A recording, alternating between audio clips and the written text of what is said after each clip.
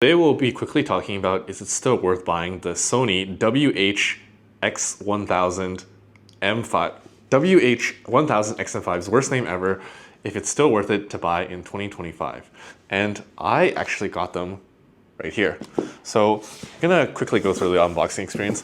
We've got this like quick cardboard box that opens up, and then right as it opens up, your headphones are in this little mini backpack looking headphone case. And the quick backstory about this is, for the past 2 years, 3 years, when the XM4s first came out, I got them. I think I got them in late 2020, so it's been around 4 years. And this is what the XM4s look like.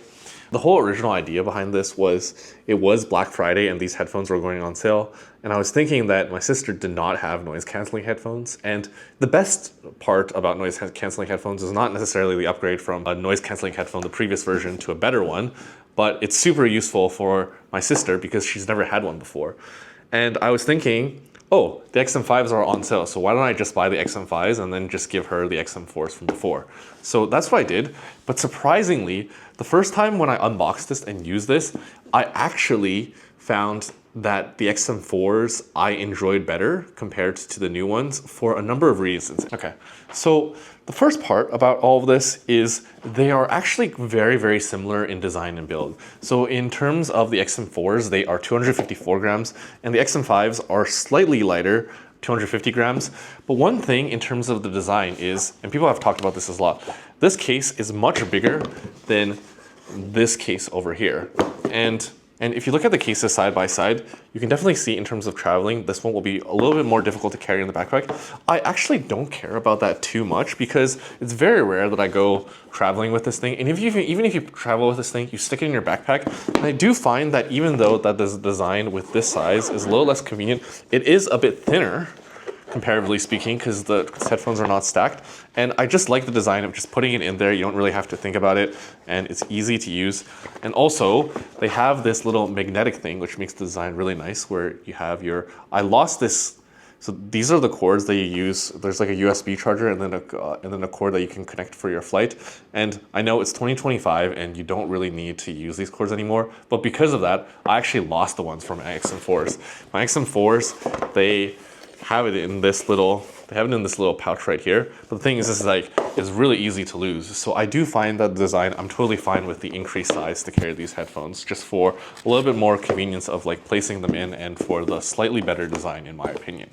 What I am not okay with is how the headphones rotate. So this is something that people have talked about quite a bit, which is that these headphones can only rotate this way. They can actually not rotate the other way around. So when you put them on, and let's say you need to take the headphones off to talk to somebody, you could put your hand here to open up the ambient pass-through. But a lot of times people put the headphones down like this. And when I have the headphones down like this, previously the XM4s, you could just rotate them this way and it would go down. But now you can't do that. So it's kind of stuck and it's like kind of like restricting your neck a little bit. Whereas with the XM4s, what I really enjoyed about this was you can put them on, and then if you wanted to talk to somebody, you can just lay them flat like this. But this is just a much more comfortable position compared to the XM5s. Okay, in terms of the sound quality, they both have, and I'm not like a huge sound expert here, but they do have high resolution audio through LDAC codec. So in my opinion, it's about the same. Apparently XM5s have some carbon fiber system or something like that. So you're not gonna see much difference in terms of sound quality. They do say that the noise cancellation is better than the XM5s, but using it for a couple months now, I actually think that it's about the same. Now, what people have said is that the microphone is a lot better, and I was actually super surprised because they have these like microphone openings like right here, and I was initially a little bit shocked by this because when I first saw this, I was thinking, oh my goodness, like, is this some like defect into the headphones? Because it just looks like an opening. Like you see that it kind of goes directly into the foam. So when I first saw this, I thought this was some like design issue, but nope, actually it's the microphones. Now this is in contrast with the XM4s, which I feel like have a much sturdier build, because I mean, it's really hard to even see where the microphones are coming from, and there's not like an obvious gap that the XM5s have. So while the design, in my opinion, has improved in the XM5s, I do think there is slightly worse build quality compared to the XM4s simply because of these gaps in the microphones as well as the way their mechanism works.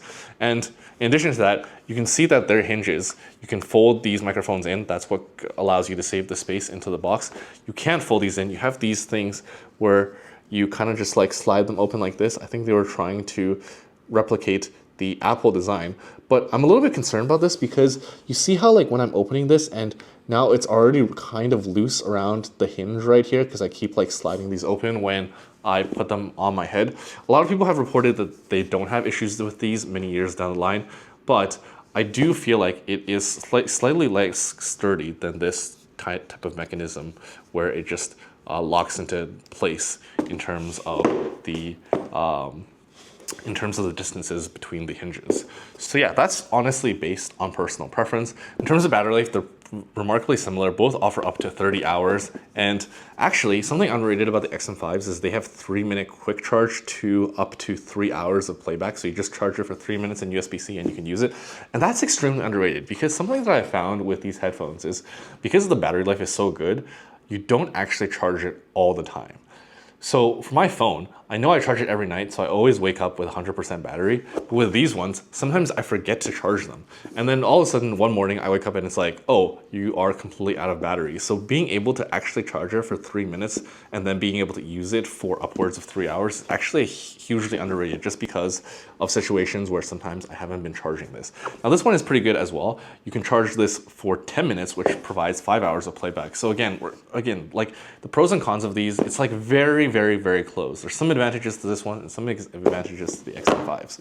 Now, in terms of the connectivity, I don't know if it's just me, but for me at least, having the XM5s, the connectivity is a lot better. There are frequent times with the XM4s where it would disconnect from my phone or disconnect from my laptop for random reasons and then reconnect. And it's not because I was having some call where it automatically does that. Now, everyone already knows that in terms of active noise cancellation, Sony is probably the best in the market. There are some other competitors like Microsoft, Bose that are also very, very close. In my opinion, the XM5s and XM4s do have the best active noise cancellation. And with these ones, you can wear these all the time without significant discomfort due to how light they are and how well they are in terms of cushioning. Okay, so why do I say the XM5s, in my opinion, are, for me at least, a slight downgrade from the XM4?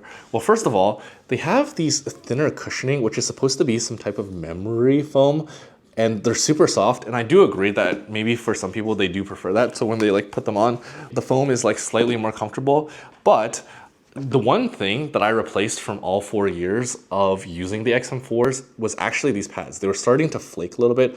Like the areas of weakness for these headphones, in my opinion, is the pads. These hinges sometimes get a little bit loose, but they were totally fine. And then also on the inside of the top of your head, the pad here, it can flake a little bit as well. And these pads were starting to flake a bit. And I actually bought a third-party pad, and it's super easy to replace. You just get like a butter knife, and then you just like lift these pads up to replace the ear pads. Super simple to replace. I got these ear pads that were super, super comfortable. Like they're a bit stronger than memory foam. They're a lot more firm and there's much more cushioning compared to these XM4s, which you see are significantly thinner. Like these are cushioning for the XM5s and these are the standard cushioning for the XM4s. Now, I think it does make a difference, a slight difference in terms of noise cancellation. Now, some people might prefer these because they have some type of memory foam. It remains to be seen how long these last. But in my opinion, that's one thing that the XM4s definitely had over the XM5s. The other thing I have to mention is because of the hinges. Like these hinges are like this, they feel more solid compared to these ones. I can never have a clear, I feel like I'm fiddling with these sometimes because sometimes they're a little bit loose and sometimes they don't stay in place. I'm not sure if other people have the same issue. I looked up people who've worn the XM5s for a long time and they said that their hinges, the way their mechanism works, it works completely fine. But for me at least, I do feel like there's just no like markings of like a perfect fit. So then I'm like always trying to fiddle them, trying to get the perfect fit. Whereas for these ones, I know exactly that if I had get them evenly at around this much and it's solidly hinged this way, that is the perfect fit for my head at least. Okay, all in all, I got these and I was heavily considering just returning them to get the XM4s so that I could give my sister the new XM4s. Ultimately, I decided to suffer through these XM5s and give them a chance because I didn't want to give my sister the new ones. I ended up giving her the XM4s and she's enjoyed them a lot. But Because of this, I would say that if you do care about the $50 to $70 price difference between these ones, now for the XM5s, you can get them for around $250 on sale during Black Friday and Boxing Day. And then for the XM4s, you can get them for around $200 now, which is definitely a really good price for both. So I ended up getting these, but if you feel like the $50 to $70 is too big of a price difference, you can still get the XM4s. They will not let you down. The difference is honestly very little, and I would say that XM4s definitely offer some better traveling advantages, and if you replace the ear pads, probably even more comfort than the XM5s. Okay, again, I am not a professional tech reviewer. This is a completely biased review. Those are my thoughts as a software engineer using these every day, all the time. But yeah, if you told me many years ago that I wouldn't be able to live without these headphones going to the airport and using them constantly, I maybe would not have believed you. All right, this is probably one of my crappier tech reviews, but I'm gonna continue doing them anyways, as you know, because I enjoy them. Cool. All right, see you guys later.